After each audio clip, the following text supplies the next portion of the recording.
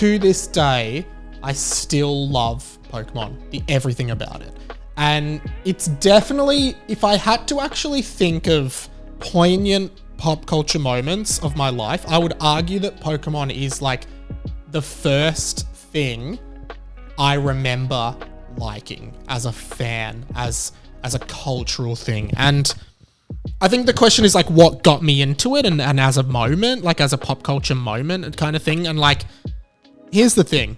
Like, I don't remember it ever not being a part of my life. Like, that's the weird part. Like, I can't remember being conscious and having memory and being able to think and not Pokemon being a part of that, right? Like, and it was a phenomenon. Still is. I mean, it's still like one of the I think it's the highest grossing franchise in the world. But I actually think I read somewhere that Winnie the Pooh took over it recently. That's really interesting. I think it's because the character became public domain, so more people were able to use it. But anyway, the thing about Pokemon is like,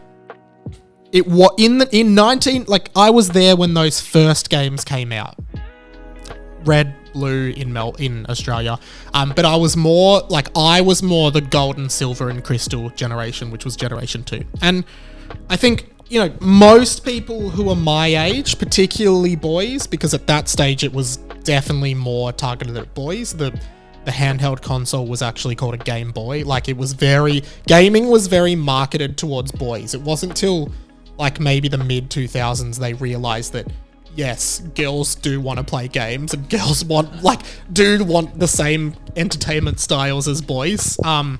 Anyway, I just remember being a kid. I remember the TV show. I remember seeing the first episode of the TV show.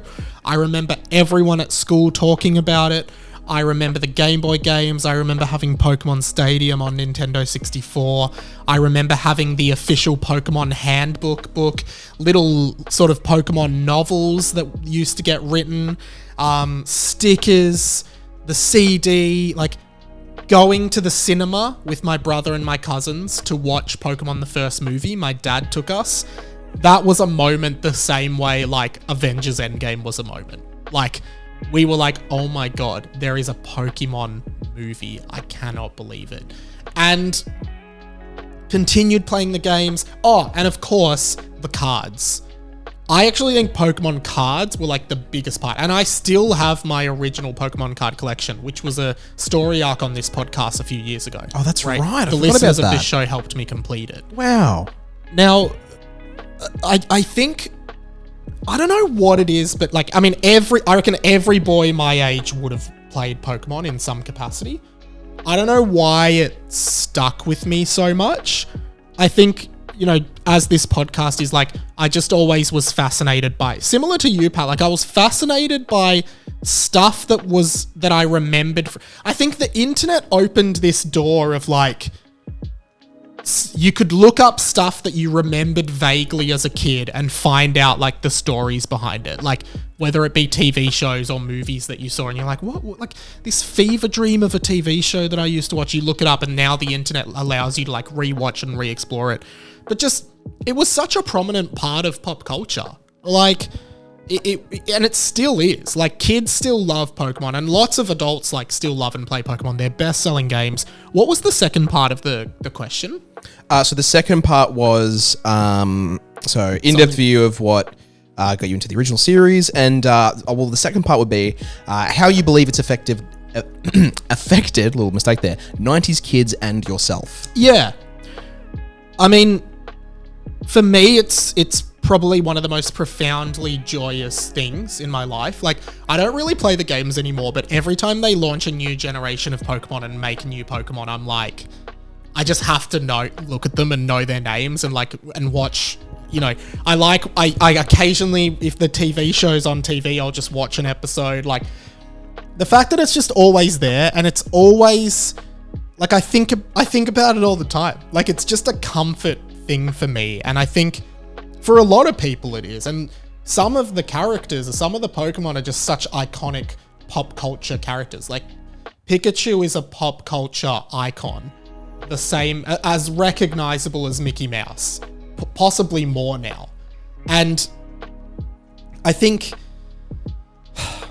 It's almost like emotional for me to talk about it because there's something about that franchise and that game and those characters that just feels like home, that feels like you're a kid again and feels like that's what it feels like. It was a phenomenon for 90s kids. I don't think there was anything like that before. Anime had never been very big in the West before, but suddenly like anime was the big thing. Like on TV every morning you'd watch Pokemon, Dragon Ball Z, Yu-Gi-Oh, Digimon. That's where I got into all that stuff. And just exploring it as time went on, like playing the games, everything. It's a pop culture marvel. I think it's undeniable that it's such an important piece of popular culture and such an important piece of society. Went to Japan. That was my first ever overseas trip, and on the second day there, I went to the Pokemon Mega Center in Tokyo, and That would have been really fun. spent like $400 because I hadn't yet grasped the conversion rate between yen and Australian dollars, but I just bought tons and tons of stuff. There's a if you look behind you, Pat, listeners can't see it, but there's a Squirtle plush. Oh, there is. That's from Tokyo. Wow. And yeah, every time I walk into Kmart, I just grab a pack of Pokemon cards for like $7. I'm like, I'm just gonna grab some Pokemon cards. I don't know. It's such a part of my life, and sometimes if I'm bored, this is maybe just more like my weird brain. I'm like, I'm gonna name all the Pokemon off the top of my head. Like, why can I do that? I don't know, but it's a really special part of my life.